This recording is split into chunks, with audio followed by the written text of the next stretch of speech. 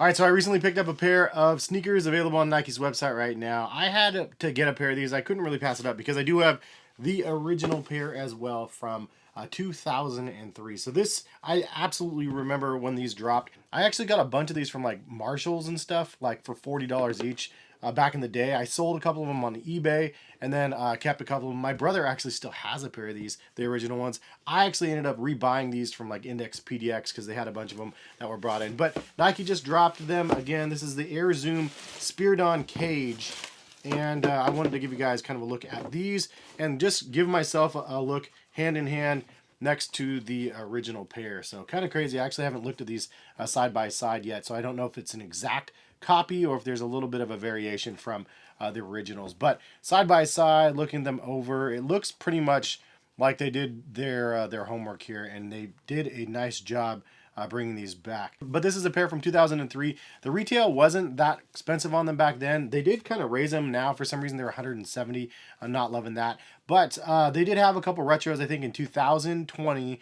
And there is a collaboration with Stussy. There was also a different collaboration that they actually had the Kukini like cage, the elastic kind of cover on top of this outsole and midsole, and so a lot of people were a little bit confused because they probably thought that that was the original shoe, but it was actually a hybrid of two different shoes. But anyways, I'm happy that they brought these back. This is just one of those shoes that I remember from my youth, and I was like, I gotta get a new pair. And I don't think that this is going to be a commercial success out there for the most part. I know right now it's kind of a wave of the mesh runners, and this is technically a mesh runners from the 2000 era. However, it is kind of a weird one. It's not the most like attractive one. There's definitely kind of a different sort of appeal to this one. There's some things I really like about this one though, and it's still functional pair that I was actually able to wear. I took my daughter to the mall and we went shopping around and stuff, and I wore this pair, and it was comfortable. It was decent on feet. It's not the most comfortable, obviously, at this day and age. There's tons of crazy comfort stuff out there, but it was good. Anyways, let's get into the description of what Nike says about the product, and then I'll give you guys my general overview. So again, the Nike Air Zoom Spiridon Cage 2, $170. I would say fit is true to size. I got my 9.5, happy with that. First released in 2003, the Nike Air Zoom Spiridon Cage 2 is as relevant today as it was back in the day.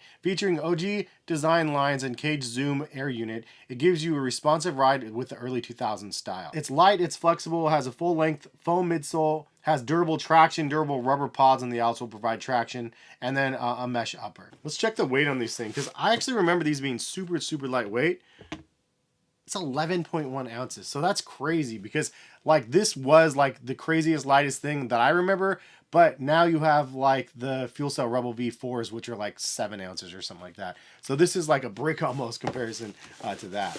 And for reference, the originals were 10.4, so these ones are actually a little bit lighter. So interesting that the new ones actually weigh a little bit more than the old ones. And I got a regular 9.5 on both of them. I wonder why they weigh just a little bit more. Anyways, one thing that I remember loving about this shoe, and is just really kind of a perfect shoe for summer, is the fact that it's so incredibly breathable. You do have a very large gauge mesh, as you could see through most of the shoe, and then some parts have a smaller layer underneath. But you could tell from the knit that it's just very, very breathable. So you definitely feel that on feet. Again, it was just one of the lightest things that I remember. And the silver colorway was a great one as well, one that I remember back in the day. Also, you do see on the midsole, it does say Phyllite. So it's like a Phylon, like a light Phylon, I guess, sort of midsole. I don't even remember the technology back in the day, but that's what it says on the original pair as well. It's a little bit more pronounced on the new pair. The most notable thing about this model, and one of my favorite parts about this shoe, was the visible Zoom Air. This was one of the coolest pairs that they used the Zoom airbag in the heel, and it was so cool to be able to see the tinsel fibers in this Zoom airbag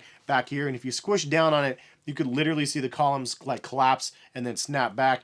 That's the whole purpose of Zoom Air, and so this was the best version of the Zoom Air that I remember from back in the day. I do have a pair of Citizens that have a visible air unit as well with the Zoom Air, but it's much smaller and not as noticeable. This is the one that I remember specifically where it was just like, holy crap, look at how big that air unit is, and you can see the snapback. We've seen that more on other pairs since then, but this was the one that really started it for me. And since I'm talking about them, I had to grab them real quick. So we do have the Citizens right here. I actually hope that they retro these. This is one of those shoes that I would absolutely welcome a retro of. And this one's so old that the bubbles are just totally fogged up, so you can't even see the visible air unit. I do love the OG box back here though. And then I also do have another pair that I wanted to show you guys that they are bringing back pretty soon, and this is the Air Thunder Max B is actually what it's called on the box, and I think it's just going to be called the Air Max Thunder or something like that. Anyway, this has a zip in the front. I had these back in the day as well in the yellow colorway.